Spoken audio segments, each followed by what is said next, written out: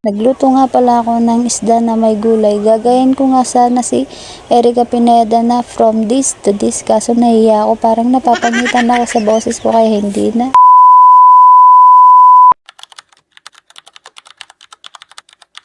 Siyempre bago ang lahat, eto muna yung umagang puno ng kalat. Araw-araw na lang makalat lagi ang mesa. Makikita mo pagkagising mo ganyan karami talaga yung kalat. Nakatomba lahat ng toyo, suka, lahat basta nasa lamesa nakatomba. Hindi man lang nila maisipan na iayos. Minsan hindi mo masisisi ang mga nanay. Bakit katak sila ng katak pero yung mga bata hindi kasi nakikinig sa mga sinasabi ng mga nanay. Kaya minsan palagi silang pinapagalitan kasi nga hindi sila nakikinig. Pero ano pang gagawin, delinisin ako lang naman palagi naglilinis dyan ay nagplano talaga. Ako lang kasi lagi naglilinis kahit makita nilang nakakalat hindi nila lilinisin kaya minsan lagi ako naiinis. Tas minsan hapon na rin ako naglilinis. Paano ba naman di man nila ako marunong tulungan.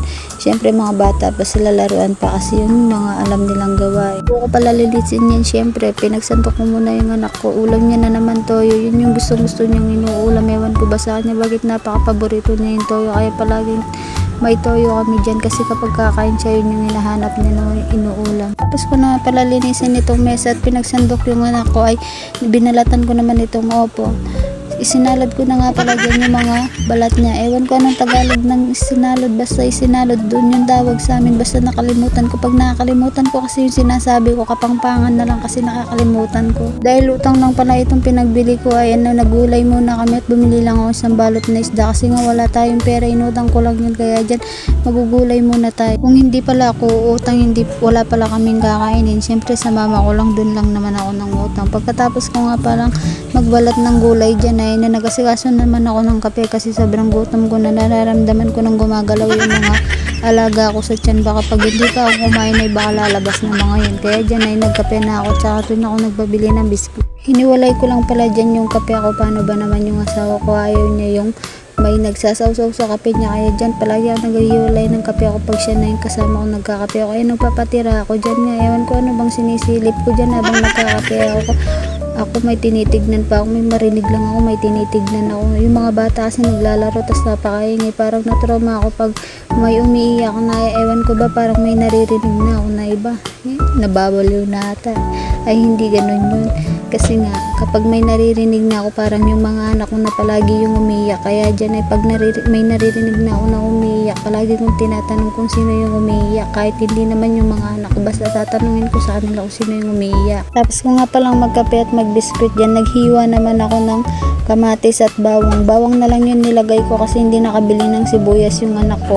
At tapos ko nga palang hiwain yung mga bawang at sibuyas, nilagyan ko naman ng asin yung isda dyan. Inayos-ayos ko nga, dapat nga magpa-from to this ako kaso nga nahiya yung boses ko. Ewan ko ba kapag nagbo-voice record ako parang nahiya yung boses ko, parang napapangitan ako. Syempre boses ko yung napapangitan ako, paano ba naman kaya yung iba, diba? Kapag nga nagbibideo ako dito, tignan nyo naman ang anak ko, kinukulit niya ako, bibili daw ako ng Graham. Wala naman na kasi akong pera, pero pag may pera ako talaga kahit humihingi sila, binibigyan ko agad sila. Ngayon wala talaga akong pera, hiniram ko lang nga lang yung pambili ko ng ulam namin dyan. Pagkatapos ko nga palang maghiwa dyan, nilagay ko na yung kawali at nilagay ko na rin yung mantika. Tignan nyo naman, tumatakbo pa ako naglalagay ng isda. Paano ba naman tumatalsik? Ang sakit kayang matalsikan ng mantika. Tapos ko naman palang isa lang yung mga isda ay na umupo muna ako at tinubos yung kape na tira ko. Paano ba naman, sayang kung hindi ko uubusin. Diyan nga ay hindi ko na nabidyoan yung mga ibang detalye ng pagluluto ko. Paano ba naman palaging lowbat yung cellphone ko, kung hindi lowbat full storage na. Diyan nga ay kakain na nga kami, kain na po tayo. Sabayan niyo na po kami kumain. Siyempre magdala kayo ng pagkain niyo. Siyempre kami wala kaming pagkain kaya magdala na lang kayong pagkain. Sabayan niyo na lang kami habang pinapanood niyo ito. Kain po tayo kahit simpleng pagkailan, napakasarap pag magsama-sama kayong kumakain. Nga medyo walang lasa tong niluto ko at hindi ko tinikman kanina nagluluto. Kumuha ako ng patis na may sili. Hindi na kasi ako makakain na walang sausawan kaya dyan kumuha muna ako.